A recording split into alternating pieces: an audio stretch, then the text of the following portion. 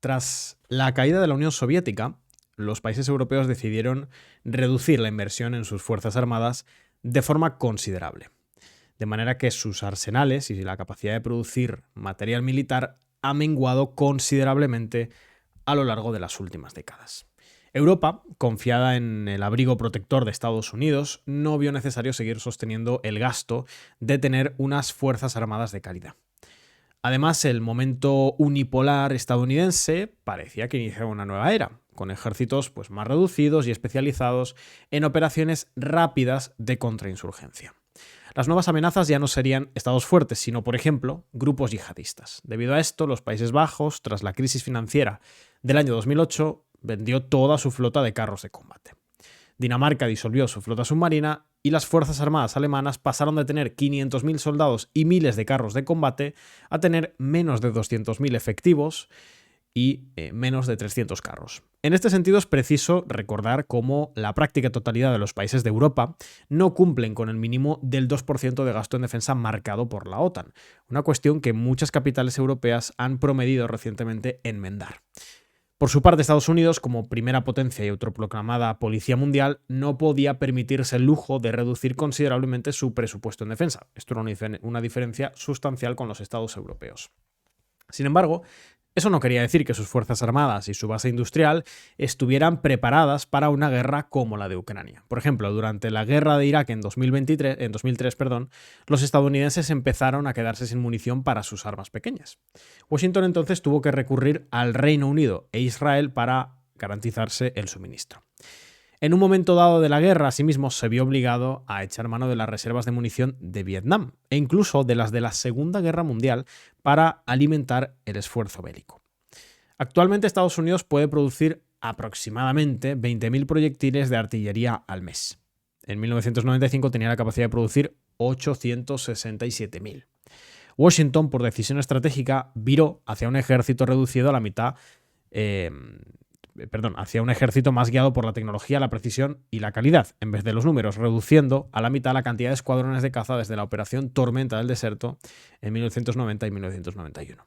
Cabe destacar el debate en la década de los 90 en el contexto de la intervención en Yugoslavia, en la ex Yugoslavia y Kosovo, sobre la capacidad estadounidense para llevar a cabo operaciones militares sin botas en el terreno. Ya sabéis, esa famosa expresión del boots on the ground, y sin sufrir bajas. Las Fuerzas Armadas Occidentales, por tanto, se acostumbraron a conflictos de baja intensidad con una notable supremacía militar.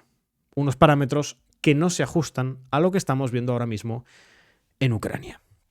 Bueno, esto lo escribía hace no mucho nuestro compañero Pablo del Amo en un texto en el Instituto Elcano, Desafíos en el suministro militar a Ucrania, la incapacidad de la industria militar occidental en tiempos de guerra de alta intensidad.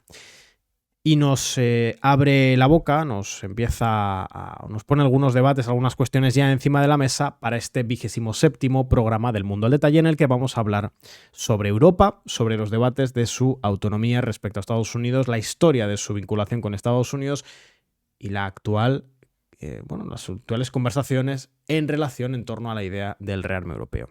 Esto, como digo, es el Mundo al Detalle. Vamos a por ese 27º capítulo y empezamos ya. Bienvenidos. Estás escuchando El Mundo al Detalle, un podcast de Descifrando la Guerra.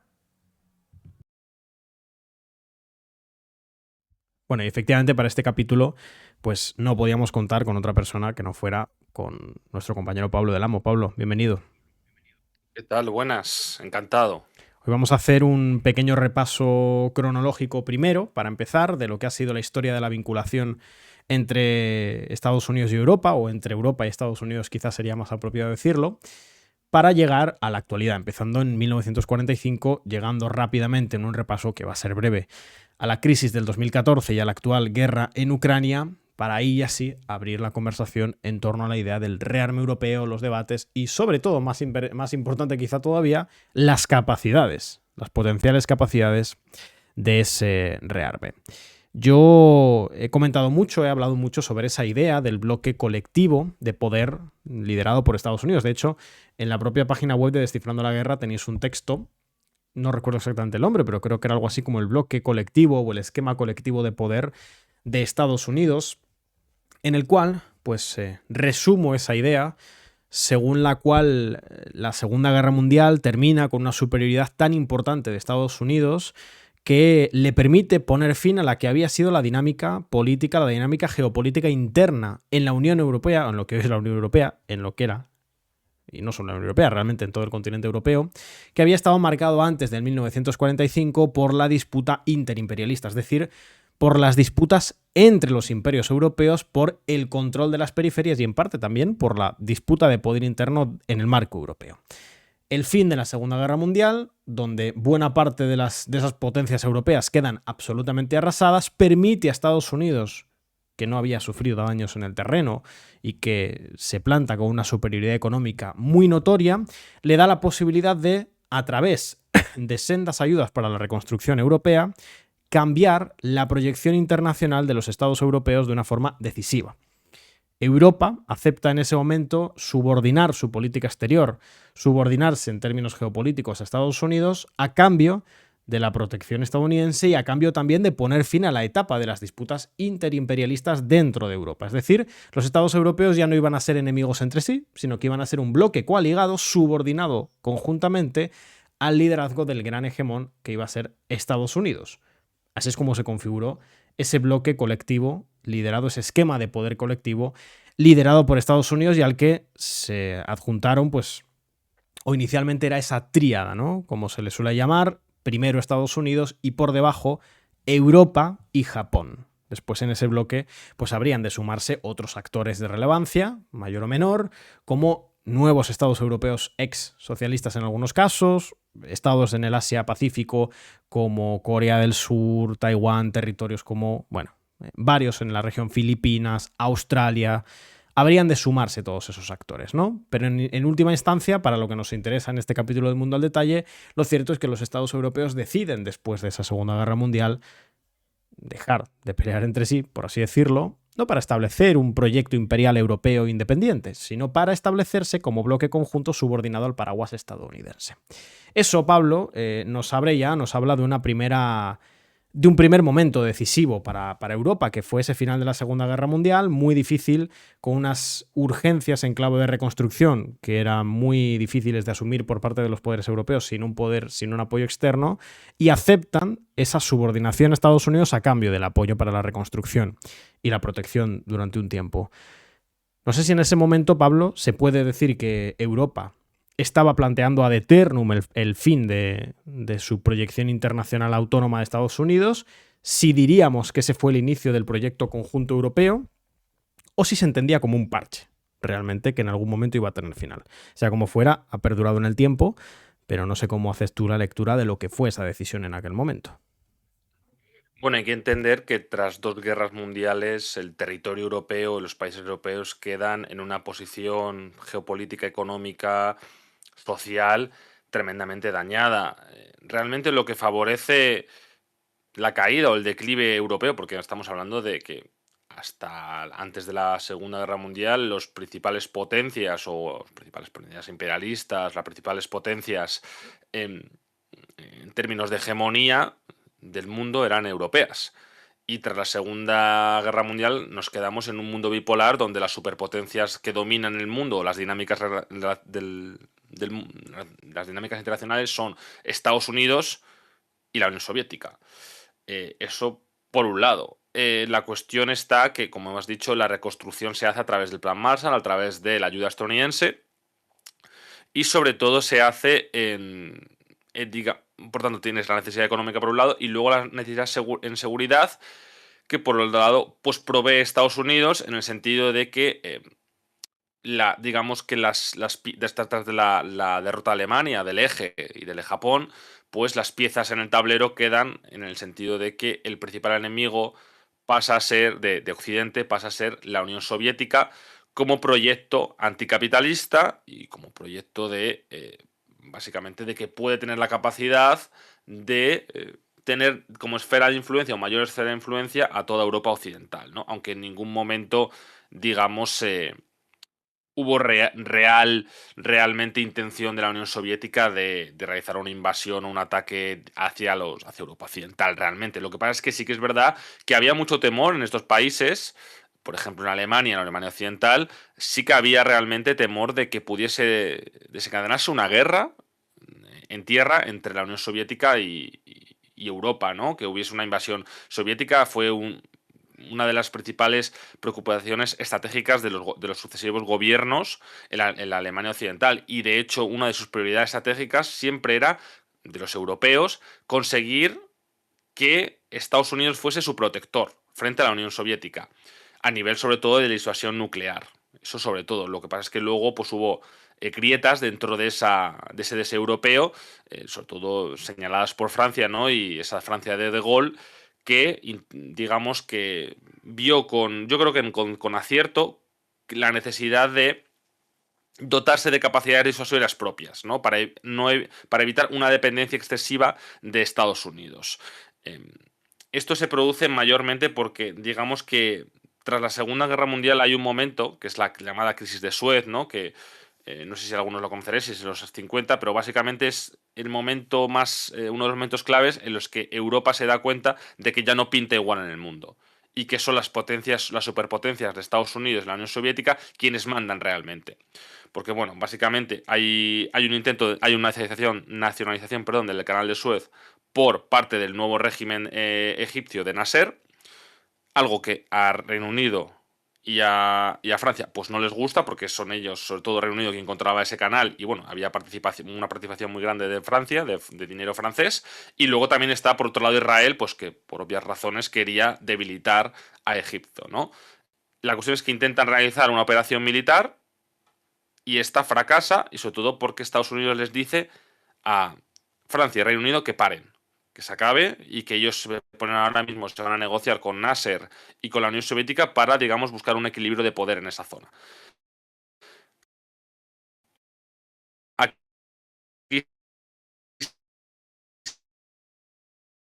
Aquí por otro, creo que me... Bueno, vamos a esperar que retome Pablo en cuanto pueda. Estamos hablando, como decimos, bueno, de este inicio, ¿no? De la vinculación, del tipo de vinculación que Europa tiene con Estados Unidos después de 1945, y que es fundamental, ¿no? Hay muchos autores que, si alguien quiere profundizar en ello, tratan este tema, ¿no? Todo lo que es la idea del bloque imperialista colectivo liderado por Estados Unidos, que va a condicionar a posteriori el mismo desarrollo de la Unión Europea, de lo que hoy es la Unión Europea, que se configura en cierta medida asumiendo esta premisa, la premisa del liderazgo estadounidense dentro del bloque, y que, bueno, que no nace en un entorno neutral. Enseguida vamos a ir además con el bloque de lo que fue Europa en la Guerra Fría, Europa tras la caída del bloque soviético, al fin y al cabo, cuando, bueno, Estados Unidos logra, en cierta medida, uno podría entender con mayor o menor voluntariedad o de una forma más o menos directa o indirecta, pero en última instancia consigue ese hito estratégico que es la caída del bloque soviético. Evidentemente Europa no renegocia realmente los términos de su vinculación con Estados Unidos a pesar de la nueva coyuntura. Y eso por sí mismo pues es fundamental, es muy importante. De hecho, en el ensoñamiento unipolar de lo que fueron los años 90 tras la caída de la Unión Soviética, Europa realmente tampoco plantea un cambio sustancial en su política respecto a Estados Unidos, justamente porque entiende, primero, acepta la comodidad, la relativa comodidad que supone para su proyecto el hecho de tener a Estados Unidos garantizándole la seguridad, a priori. Esa garantía securitaria lo que hace es abaratar los costes de la defensa europea, y al mismo tiempo, al abaratar los costes de la defensa europea, permite que los estados europeos puedan enfocar esfuerzos en otras áreas, al menos a priori. Claro, tenía un cierto sentido estratégico desde la perspectiva de los líderes europeos si se entendía o si se asumía que ese momento unipolar, ese liderazgo que casi a nivel hegemónico internacional que planteaba Estados Unidos, que no preveía este tipo de crecimiento de China y sobre todo, porque lo que nunca previó, y enseguida vamos a ir con eso, ¿no? Pero lo que nunca previó Estados Unidos con respecto a China es que el crecimiento económico tan acelerado, que ya la misma velocidad del crecimiento no era algo que se esperase, pero que encima no fuese a ir acompañado de un cambio político sustancial. Es decir, la idea fundamental de Estados Unidos era que China, si efectivamente crecía más o menos económicamente, ese crecimiento desde un punto de vista, pues al final es un crecimiento capitalista, capitalismo nacional, pero capitalista al fin y al cabo, iba a conllevar un cambio político sustancial que eventualmente incluso pusiese a China en la órbita estadounidense. Era la idea en aquel momento. Bueno, se entendía que el orden unipolar podía durar, ¿no? Ya que tengo de vuelta a Pablo, le planteo así como idea fundamental, ¿no? Por ir avanzando ya hacia los 90 y no estancarnos, que Europa, en aquellos años 90 en los que Estados Unidos entra en esa dinámica unipolar, entendiendo que su liderazgo, que su hegemonía tras la caída de la Unión Soviética podía ser algo sostenible en el tiempo, no plantea en ese nuevo escenario una modificación sustancial de su vínculo con Estados Unidos, ¿no?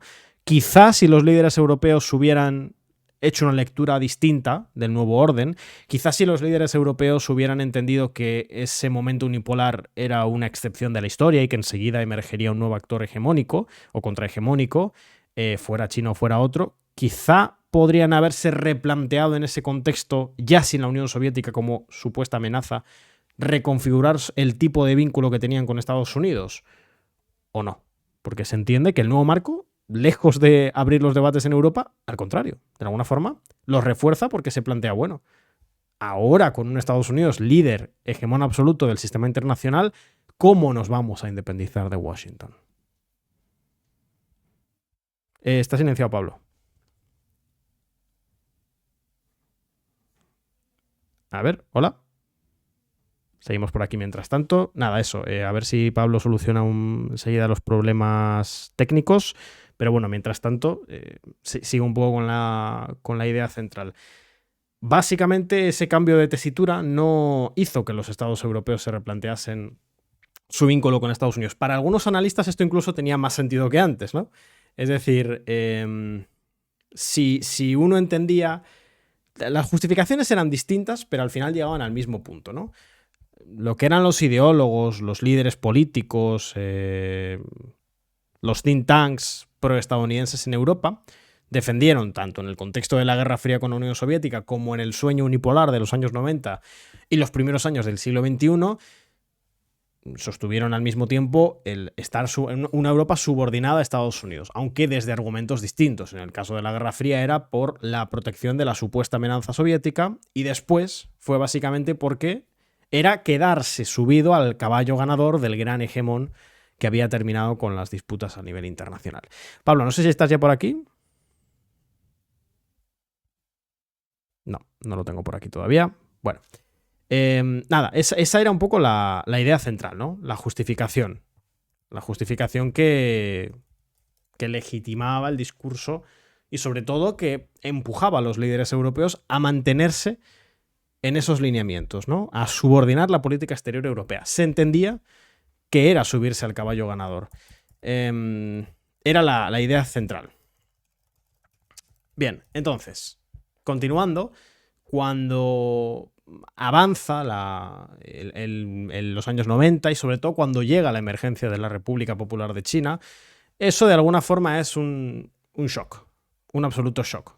¿Por qué? Bueno, básicamente porque el sistema que Estados Unidos plantea en los años 90, evidentemente ningún gran imperio entiende que su imperio va a ser para siempre, ¿no? En el sentido más literal de la palabra.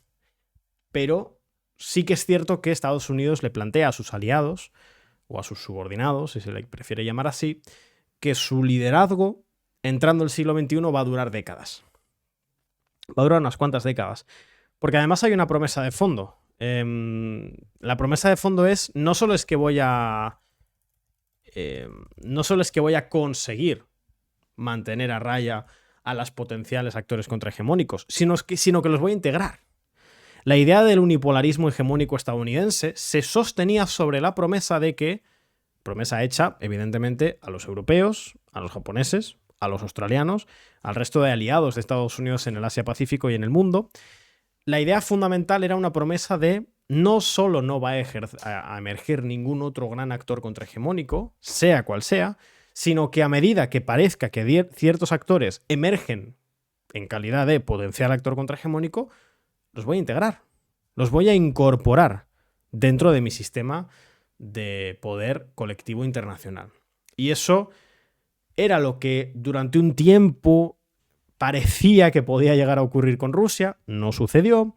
Era lo que parecía que podría llegar a ocurrir con China, desde esta premisa liberal de que todo desarrollo del capitalismo nacional conduce necesariamente a un cambio político y a la incorporación del orden liberal y a la asunción de las premisas estadounidenses, tampoco sucedió. Y además Estados Unidos acumuló importantes fracasos, entre otros en Oriente Medio.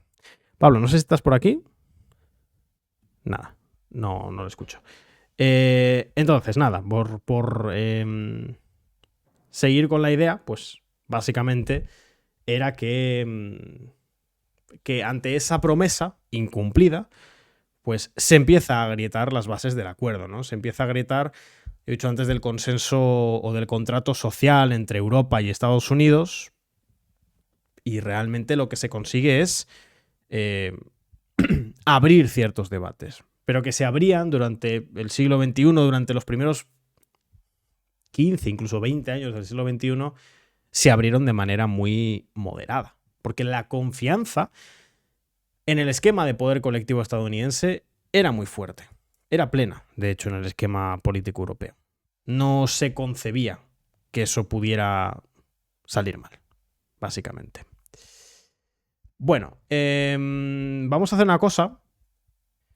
Bueno, estamos aquí de vuelta, que hemos tenido un pequeño corte técnico. En cualquier caso, íbamos a ir ya un poco con la parte central del programa, que era hablar primero del 2014, de esa crisis en Ucrania como punto de inflexión, y después de los debates que surgen, que emergen a raíz de la guerra en Ucrania y de, sobre todo, el cambio de gobierno en Estados Unidos, con Donald Trump en 2024, 2025 realmente, con respecto al rearme europeo, ¿no? Entonces, Pablo, vamos con un pequeño repaso de lo que fue esa crisis en Ucrania del año 2014, de qué manera empezó a abrir grietas en el consenso europeo proestadounidense, y luego vamos con la cuestión del desarme. Vamos antes con una pequeña cuña y un recordatorio de que, por supuesto, podéis leer todos nuestros contenidos con respecto a Ucrania, Europa, Estados Unidos, la autonomía estratégica, en fin, todos en la página web en descifrandolaguerra.es, y que en Twitch siempre emitimos casi todos los días en directo, que nos podéis leer, ver también en YouTube, en Spotify, en fin, en muchas plataformas. Así que vamos con esa cuña y seguimos.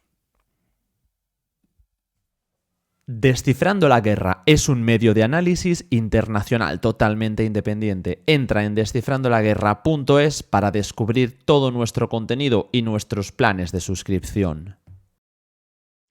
Bien, estábamos con ese 2014. Punto de inflexión, Pablo, entiendo. ¿Podemos hablar del inicio de grietas en el consenso europeo proestadounidense con aquella crisis ucraniana de 2014? ¿O realmente es todavía temprano ese año para hablar de que se empieza a discutir esa cuestión? Yo creo que no, ¿eh? Yo no diría que hay una grieta.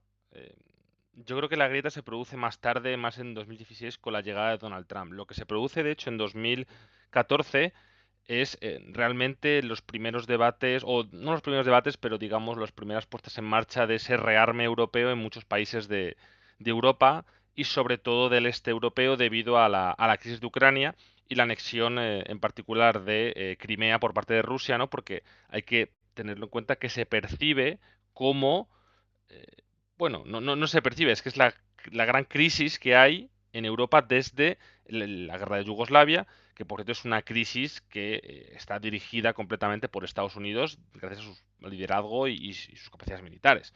Yo diría que ese es el punto focal.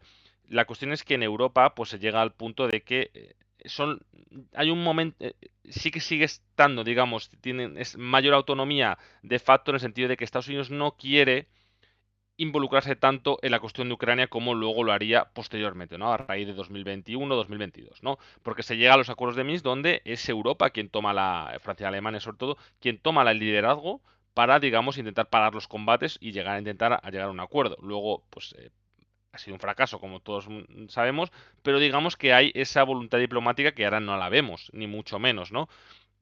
Pero sí que es verdad que ya el techo del 2% del gasto que pone la OTAN ya se produce en 2014 debido a esta crisis con Rusia, ¿no? Porque se percibe a Rusia como un actor que, bueno, pues revisionista del orden internacional y son los primeros momentos son nuevos momentos de, digamos, de fin, ¿no? De esa unipolaridad estadounidense y ya serían esas rupturas, esas grietas se producirían ya con la llegada de Donald Trump, ¿no? El primer Donald Trump, que no es tan hostil a la Unión Europea y no es tan, digamos, rupturista, pero sigue siéndolo teniendo en cuenta el establishment estadounidense. Yo digamos que ese es el principal punto, ¿no? De primera ruptura, cuando se habla ya de autonomía estratégica europea, cuando Macron habla de la muerte cerebral de la OTAN, etcétera. Son en ese momento los debates cuando se empieza a hablar de ello, pero antes no.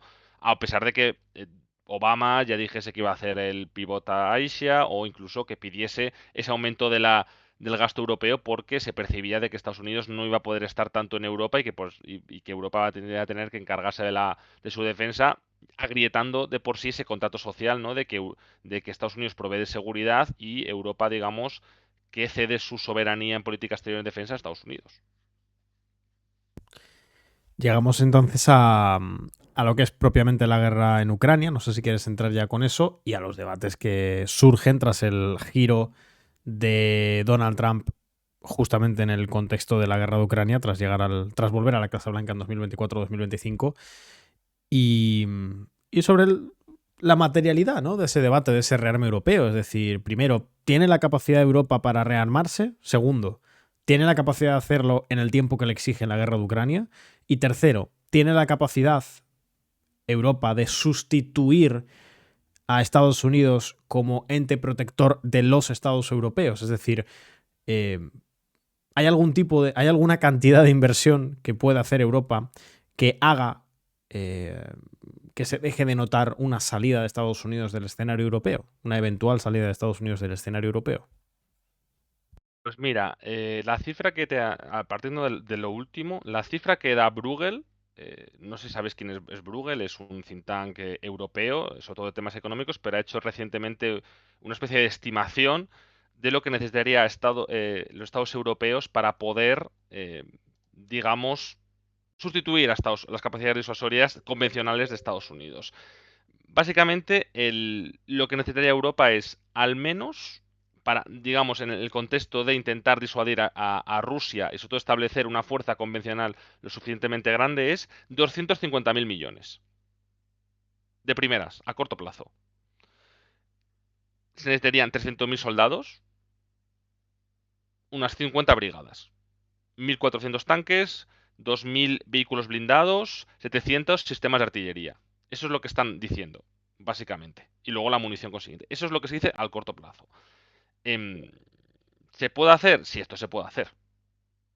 Pero lo que se está hablando sobre todo a la hora de estudio de Estados Unidos, lo importante es el liderazgo y las capacidades tecnológicas y las capacidades, digamos, de valor añadido que tienen los sistemas estadounidenses y incluso las capacidades de inteligencia y otras cuestiones, ¿no?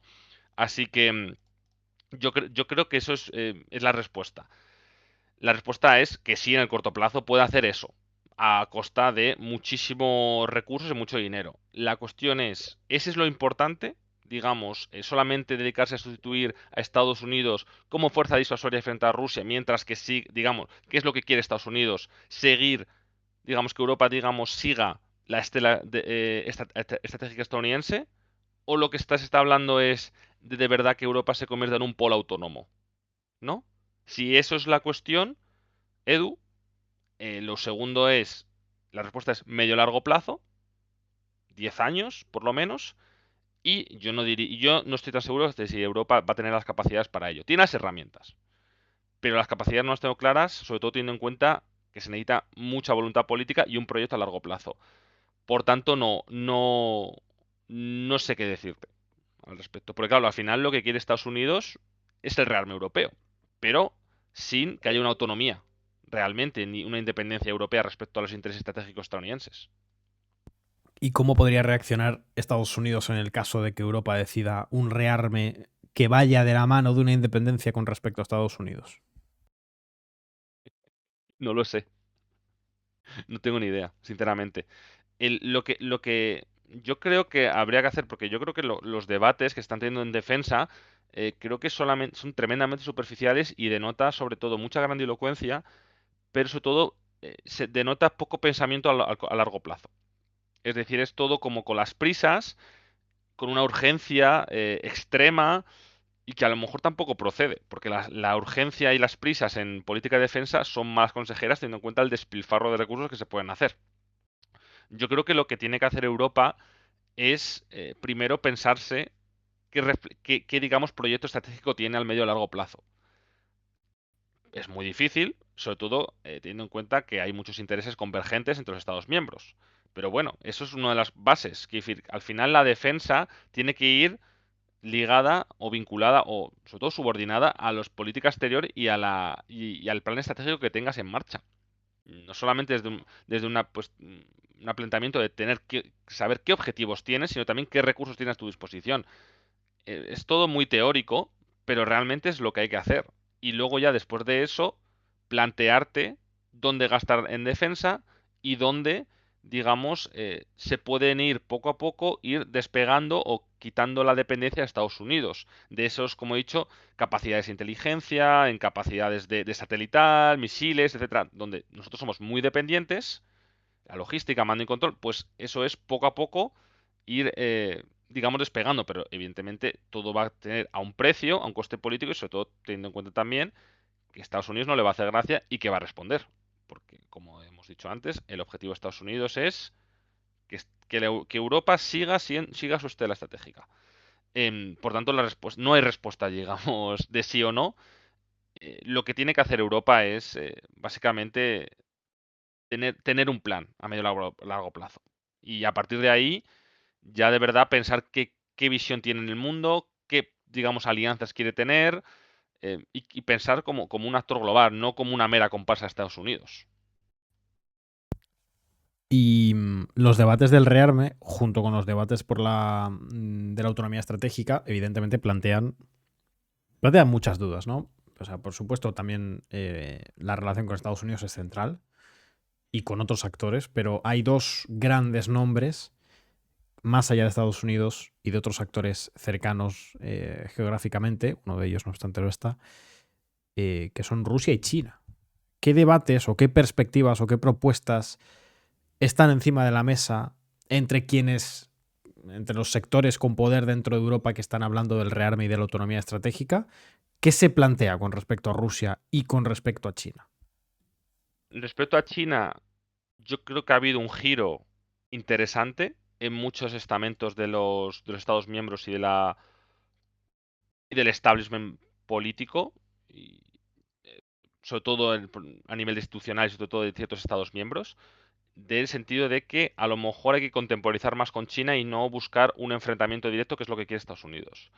Eh, Hay ciertas ya, digamos, lecturas, hay ciertos discursos que hablan ya de intentar buscar un equilibrio en las relaciones con China y otros actores como India, América Latina, sur global o llamado sur global, como queramos llamarlo.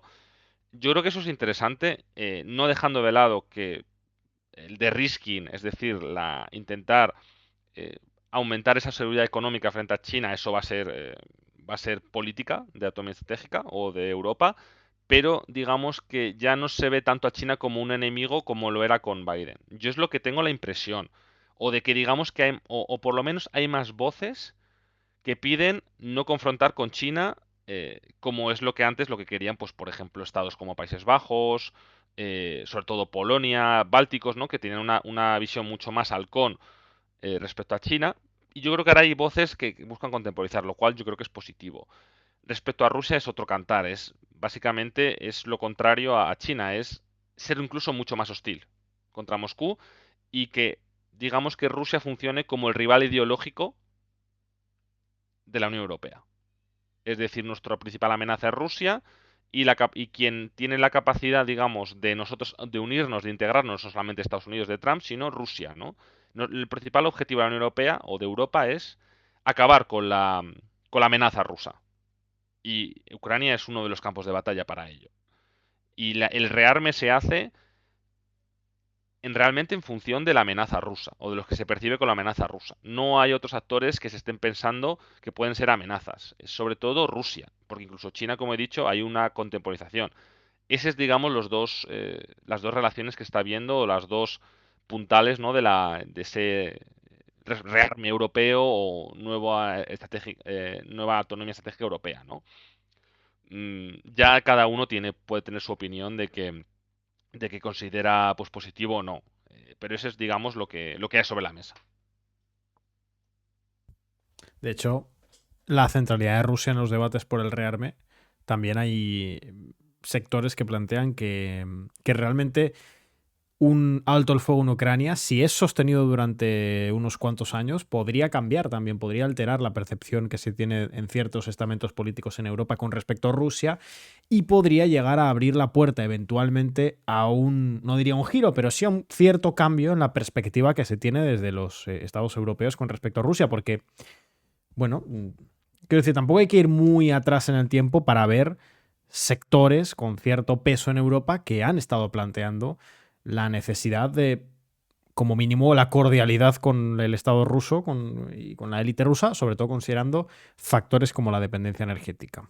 Y es posible, por ejemplo, que Alemania, con el potencial nuevo gobierno, pueda abrir la puerta a un mejoramiento de las relaciones con Rusia. No sé si tú planteas que esto es una posibilidad a corto plazo o no. O no ves Creo que posible no. un giro con respecto a Rusia. Yo creo que no. Yo creo que no. Ahora mismo a corto plazo, el corto plazo es Ucrania, es parar la amenaza rusa, intentar, digamos, dejar a Ucrania en la mejor posición posible. Es decir, que lo estamos viendo claro con las negociaciones diplomáticas. Europa se ha ido o sea, se ha autoexcluido de las relaciones de las conversaciones diplomáticas con Rusia. ¿Por qué? Porque ellos lo que buscan es la derrota de Rusia o la victoria de Ucrania. A pesar de que sean objetivos irreales, me refiero a la victoria ucraniana, a pesar de ello, ese- se sigue con este discurso y con digamos, con un enfoque completamente ideológico respecto a Rusia, no basado en intereses pragmáticos en muchos casos o basados en las realidades sobre el terreno. Por tanto, el corto plazo no lo veo. Puede haber tiranteces, en Alemania has comentado, sí, o otros Estados miembros, por la cuestión de la dependencia del gas ruso o de otros hidrocarburos. Em, pero ahora mismo el empuje viene de Estados Unidos, de una mayor, digamos, coordinación con Rusia, por una cuestión de equilibrio de potencias y sobre todo intereses realistas o pragmáticos por parte de la administración Trump, pero en Europa no hay nada de eso, es puramente ideológico, puramente ideológico. No hay, al corto plazo no vamos a ver un intento de acercamiento. Puede que algunos Estados miembros sí, pero en general no. Del establishment no. Y de hecho, lo que se está apostando es por intentar apostar más, valga la redundancia, por Ucrania y contra Rusia. Una apuesta que yo creo que en los términos actuales se va a demostrar que va a ser un fracaso, porque no tenemos ni las capacidades, ni tenemos la voluntad política, ni tenemos, digamos, no tenemos, digamos, la, la realidad de nuestro lado para poder hacer esa apuesta. Ni parece que vayamos a despertarnos de ese ensueño, ¿no? De esa cuestión y por tanto yo creo que vamos hacia un choque en el que las cosas pueden salir bastante mal, sobre todo teniendo en cuenta que Estados Unidos no quiere saber nada de ese tema y sin Estados Unidos Europa no puede hacer un choque contra Rusia, no tenemos las capacidades para ello. Y por último, Pablo, un último tema central. En el caso de que, bueno, de que salga adelante este rearme, la autonomía estratégica europea, la consolidación de ese polo, ese verdadero polo europeo independiente, desde el punto de vista sobre todo militar, aunque no solo, entiendo que como todo bloque compuesto por numerosos estados, se establecerían jerarquías internas, se establecerían eh, estados más poderosos que otros, más privilegiados que otros, con mayor capacidad de decisión que otros. Entiendo que aquí la ecuación puede ser fácil, ¿no? Alemania, Reino Unido, Francia, atendiendo a la inversión en las Fuerzas Armadas que han venido realizando en los últimos tiempos, pero no sé si quizá podrían entrar otros como Polonia, quizá Italia. ¿Cuál sería esa Yo creo jerarquía? que Yo creo que la jerarquía es el llamado grupo Weimar Plus, es decir, se basa en el formato del Triángulo de Weimar, un marco informal entre Polonia, Alemania y Francia, ¿no? Incluyendo el Weimar Plus a Italia y España y a lo mejor otros Estados miembros, pero digamos que esa es la Pero, cuestión. perdona, Pablo, pero aunque estemos hablando de la Unión Europea, claro, si se habla de un polo Sí, europeo, se le habrá de dar algún tipo de encaje al Reino Unido, que además parece estar intentando meter cierta Está base en ese sentido. está en este grupo. Ah, O sea, vale, que vale. Reino Unido va a ser clave, o quieren que sea clave, porque además tiene armas nucleares y parece ser que es uno de los liderazgos más importantes dentro del esfuerzo de apoyo a Ucrania. Quiere decir que ha sido el, junto con Francia, pero yo diría que incluso ahora mismo más el Reino Unido Stramer de poner tropas sobre el terreno en Ucrania. Y yo creo que va a intentar además Reino Unido ejercer liderazgo respecto al apoyo a Ucrania, pero también va a intentar buscar una especie de puente con Estados Unidos. Recordemos que tiene una relación muy especial, o que eso piensan ellos, una relación especial Reino Unido y Estados Unidos. Esa es la clave. Mientras que se espera que Francia y Alemania jueguen el papel de autonomía estratégica, ¿no? Del eje franco-alemán, y luego Polonia, digamos que también juegue la carta de elemento disuasorio, de elemento militar, porque, bueno, Polonia es uno de los países que está rearmándose a lo bestia como ningún otro, con ese 4,7% del PIB y quieren aumentar más del 5%, como digamos, buen alumno, buen soldado, que digamos ejerce de escudo frente a Rusia. Y luego España, yo diría que va a intentar ejercer como puente con Francia y Alemania, con otros países del sur, con países del norte, del centro, pero digamos que esos son los papeles que se van a administrar. La cuestión del rearme también, como tú has dicho, puede que provoque jerarquías dentro de la Unión Europea. No solamente por la cuestión de quién paga más o invierte en defensa, sino por los campeones europeos, las empresas, las grandes empresas, algunos conglomerados europeos de industria de defensa. ¿Quiénes pueden ser los más beneficiados? Pues las grandes empresas, la Rheinmetall en Alemania, Thales, que tienen una cuota, que pueden aumentar su cuota de mercado y más sus beneficios. Y eso es una de las cuestiones que yo, si soy la Unión Europea, evitaría lo máximo posible. De solamente, digamos, tener, que solamente hay unos beneficiados. Porque Francia, si por algo defiende que el Buy European, es decir, que se compre solamente material militar, es porque le beneficia a ellos, a sus empresas. Y eso es una cuestión que puede desnivelar bastante en el rearme, ¿no? Ya pasó con la cuestión de la relajación de las medidas fiscales, en el sentido de que hay países que son más ricos y otros que son más pobres, y los más ricos suelen ser los que más benefician de estas cuestiones. Yo creo que está bastante claro eso. Ahora ya veremos si hay ese esfuerzo conjunto europeo o al revés se va, digamos, a cada estado que, digamos, vaya por libre, que invierta lo que quiera, pero luego habrá consecuencias. No sé si me explico. Bueno, pues con esto, Pablo, llegamos al final de este, si no me equivoco, 27º capítulo del Mundo al Detalle. Que hacía falta ya hablar específicamente dedicar un capítulo al debate del rearme europeo y de la autonomía estratégica europea. En su momento hablamos de las elecciones europeas, pero bueno, ya eso queda ya muy, muy lejos. Pablo, como siempre, ha sido un placer estar aquí contigo. Muchísimas gracias. Y nos vemos al resto. Os esperamos en el próximo capítulo del Mundo al Detalle. Y como decimos siempre, pues podéis leernos y apoyar nuestro contenido en descifrandolaguerra.es. Y si nos estáis viendo en YouTube, Twitch, Spotify, si nos estáis viendo en Twitch, YouTube, Spotify, si nos estáis escuchando en Spotify, Twitch y YouTube. Así que gracias a todos y nos vemos en el próximo Mundo al Detalle.